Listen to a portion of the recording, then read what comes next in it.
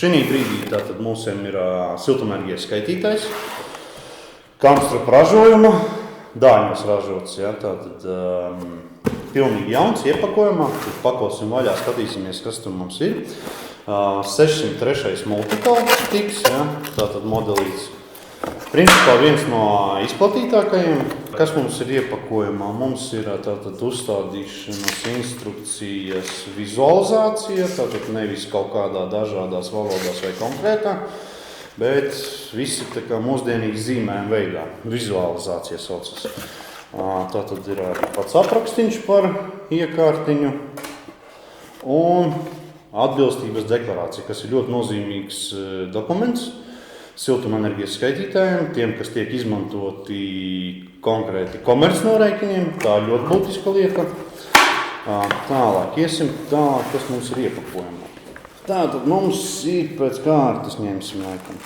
Ir stiprinājumi gan uz skaitītāju, kad viņš ir caurulē priekš kalkulātora, gan arī sienas stiprinājums kalkulātoram. Ja ir ļoti augstas temperatūras, tad tas ir ieteicams stiprināt uz sienas. Tur, ja nemaldos, bija virs 90 grādiem un tā tālāk, lai saudzētu baterijas ilgumu, ilgspējīgi dzīvot.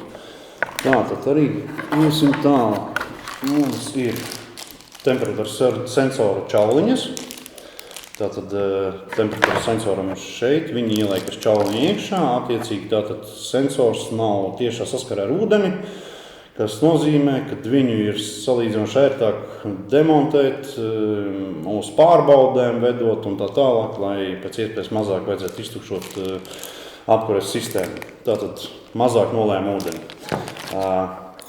kas ekonomē laiku, mazāk gaisa iekļuve un tāpatās arī ūdens apstrādē aizņem savu zināmu kubatūru, tātad enerģiju un naudas finanses un tā tālāk. Tātad sensorus jau mēs redzējām, sensori komplektā ar kalkulātoru. Kalkulators mums šādi izskatās, šis ir 603. modelītis un tad ir plūsmas daļa. Ultraskaņas plūsmas daļa, kas tiek montēta caurulē.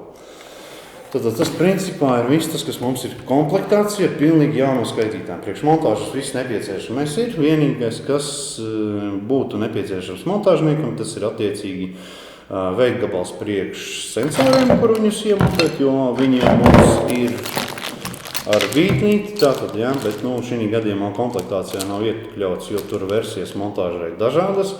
Var izmantot vītņu trejgabalus, ja ir mazāki diametri, ja ir lielāki, tad attiecīgi jau ir metināšanas darbi ar muftām metināmiem, tāpēc šis netiek iekļauts komplektācijā, jo tā izvēle tiek atstāta uz montāžnieku.